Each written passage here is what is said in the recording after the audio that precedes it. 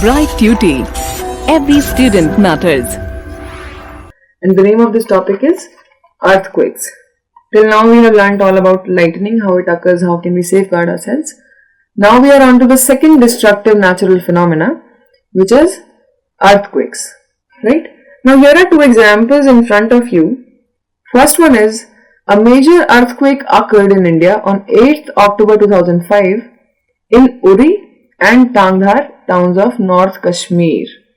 And secondly, before that, a major earthquake occurred on 26th January 2001 in Bhuj district of Gujarat. In this picture, you can see damages by Bhuj earthquake. This earthquake has had this much damage.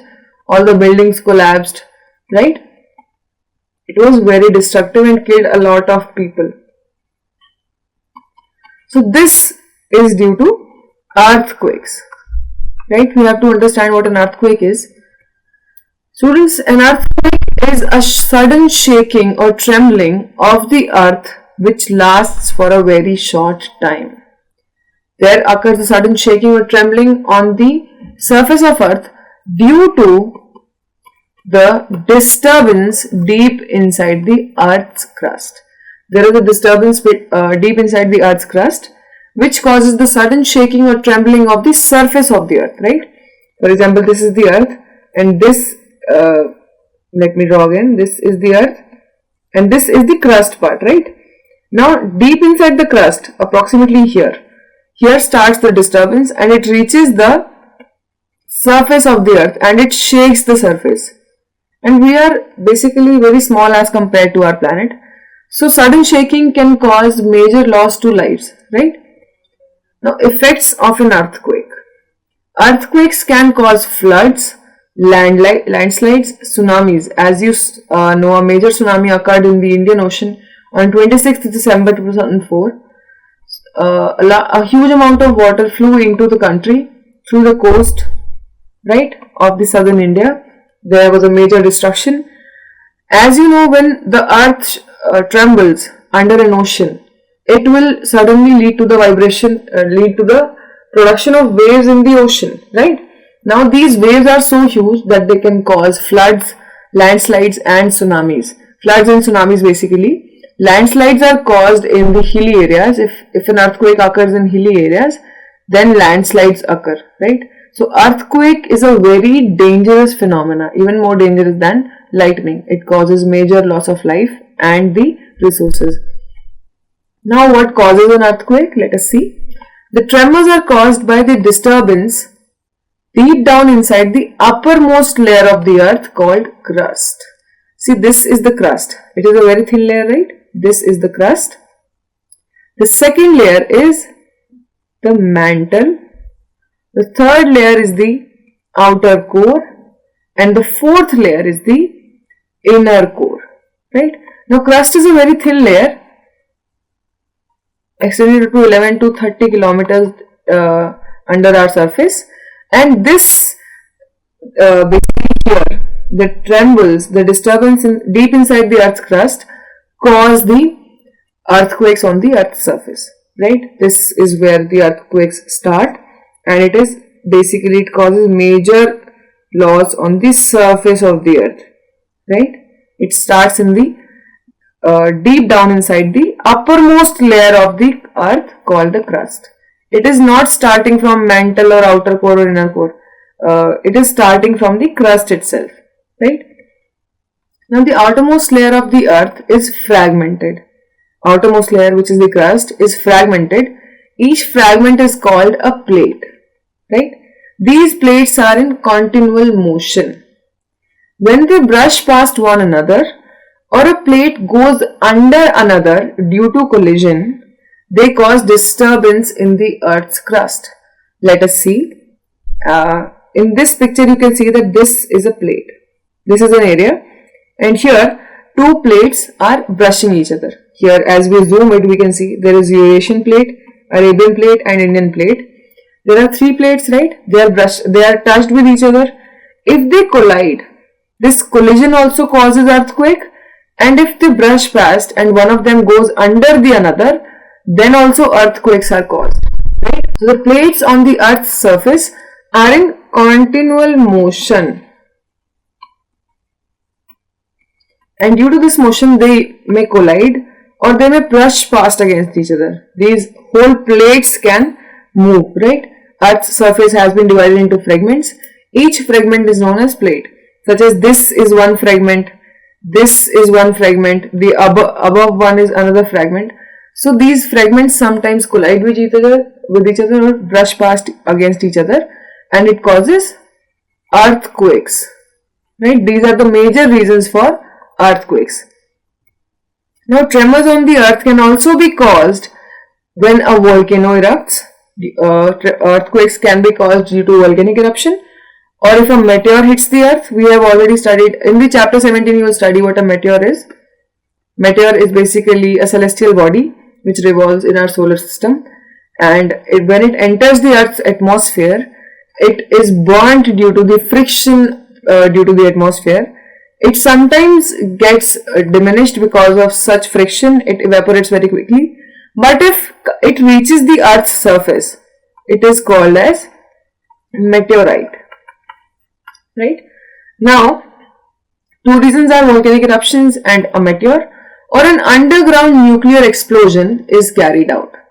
We carry out many experiments regarding nuclear explosion. Many countries try their nuclear weapons under the surface of the earth, which can ultimately cause tremors, disturbance in the earth's crust, leading to earthquakes, right?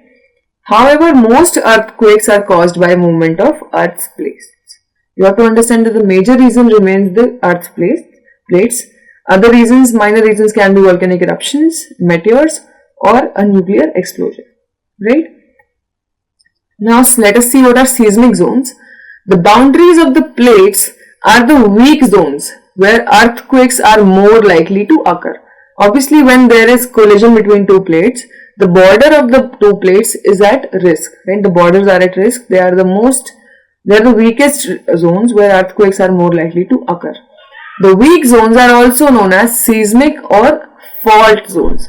We call them as seismic or fault zones because they are the weakest zone. They are present on the boundaries. So they are known as fault zones or seismic zones, right? Now there is a picture in front of you. Kashmir, Western and Central Himalayas, the whole of Northeast, Run of Kutch, Rajasthan and the Indo-Gangetic Plain, these all are seismic zones, seismic or fault zones, right? You have to understand that all these are fault zones. Some areas of South India also fall in the danger zone. Basically in this picture, as you can see, they have been marked. These all are seismic zones, whole of Northeast, right? Run of Kutch and Rajasthan. Then Indo-Gangetic Plain, here this is the Indo-Gangetic Plain. Then South India, some parts of South India also fall under the seismic zone or danger zone, right? This is for India. Then Richter scale. The power of an earthquake is expressed in the terms of a magnitude on a scale called Richter scale. To measure the power of an earthquake, we express it with the help of a magnitude which is measured on a Richter scale, right? The scale is known as Richter scale. The really destructive earthquakes have magnitudes higher than 7 on the Richter scale. If the reading on Richter scale is more than 7, then the earthquake will be highly destructive, right? If it is less than 7, if it is less than 7, then it will be mildly destructive. It will not be highly destructive, or it may not cause any destruction at all. But if the earthquake is of reading more than 7 on Richter scale, then it will be highly destructive, right? So this is being used to measure the magnitude of an earthquake coming. Now seismic waves and a seismograph. Let us see what this is. The tremors produce waves on the surface of the earth. The tremors or the disturbance in the earth crust, they produce waves on the surface of the earth, right? These are called seismic waves, right? The waves are recorded by an instrument called seismograph. The instrument that records these waves are known as seismograph. The instrument is simply a vibrating rod, a pendulum, which starts vibrating when tremors occur. Let us see with the help of this diagram. As you can see, let us look at this picture first of all. This is the focus and it is generating waves, right? From here the disturbance is starting and it is producing waves. And the point which is just above the focus on the surface of the earth is known as epicenter. Alright, this is epicenter. Here it is just above the focus. Now let us see what a seismograph is. These are seismic waves. The waves generated are seismic waves. And now we will be studying what a seismograph is. Now let us look at this apparatus. This is a support, right? There is a string on the end of which we have a pendulum bob. Pendulum basically vibrates like this, right? It is the movement of pendulum. Now a pen is attached to the vibrating system. At the bottom of the pendulum bob, we have attached a pen, right? Now this pen records the seismic waves on a paper which moves under it. Now there is a rotating drum and on which we have fixed a paper, right? This pendulum has a pen and it records the reading according to the waves, and it, for example, this is the rotating drum, this is the pendulum, and here is a pen on the bottom of it. So this rotating drum keeps rotating and this pendulum records the waves on the rotating drum on the paper, right? This is how it works.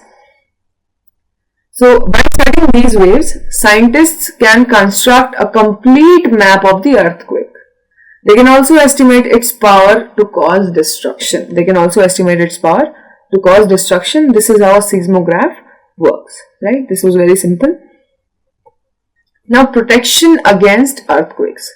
The buildings in seismic zones should be designed so that they can withstand major tremors. If your house is in a seismic zone, you should always consult architects so that your house can withstand the major tremors.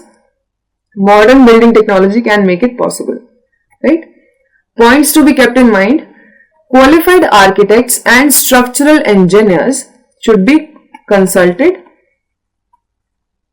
to understand how your house is to be constructed or a building should be constructed. In highly seismic areas, the use of mud or timber is better than using heavy construction material. Now students, you should understand this is a very easy concept. Basically what we are talking about is that if you use very heavy material during the construction of your houses and if an earthquake hits the ground, then the building will definitely collapse, right? If it is made up of a very heavy construction material such as concrete material, cements and everything, then it will fall down and it will cause major damage. So instead of concrete, we should use mud or timber so that if the house falls, it does not cause much damage to you, right? It does not cause much damage to the things present inside the home. So in seismic areas, the house is made up of mud or timber, right? The cupboards and shelves are fixed to the walls so that whenever an earthquake hits, these shelves remain attached to the walls only. They do not fall separately on the ground, right? The cupboards and shelves are fixed on the walls. Now wall clocks, photo frames, water heaters, all of them are also wall hanged, right? They should be attached to the wall only. The firefighting equipment should be in working order. During earthquakes, there are electrical equipment that fall down. There is gas cylinders that can fall down. So there is a higher probability of fire to be produced, right? So to put out that fire, a firefighting equipment must always be in working order, right? Now steps to be taken if you are at home. Now we are talking about safety from earthquakes, right? Firstly, if you are at home, take shelter under a table or stay there till the shaking stops. Basically, why are we telling you to stay under a table? Because if the construction falls, you should be able to protect yourself. So if you are under a table, the construction may fall down and you will be saved, right? And you should stay there until the shaking stops.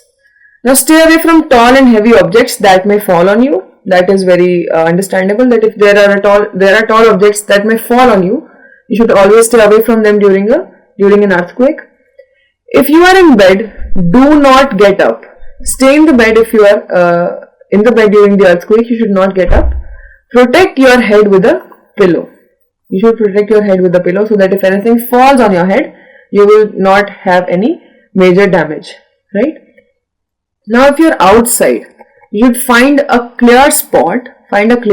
There should not be any building or trees or houses near you, especially power lines. You should never stand near any electrical poles or buildings or trees. You should drop to the ground. Just lie down on the ground, right? And if you are in a car or a bus, do not come out. Ask the driver to drive slowly to a clear spot. Clear spot basically is a spot where there are no buildings, no trees, no houses. So if you are in a bus or a car traveling, you should go to a clear spot where there is nothing that can fall on you, right?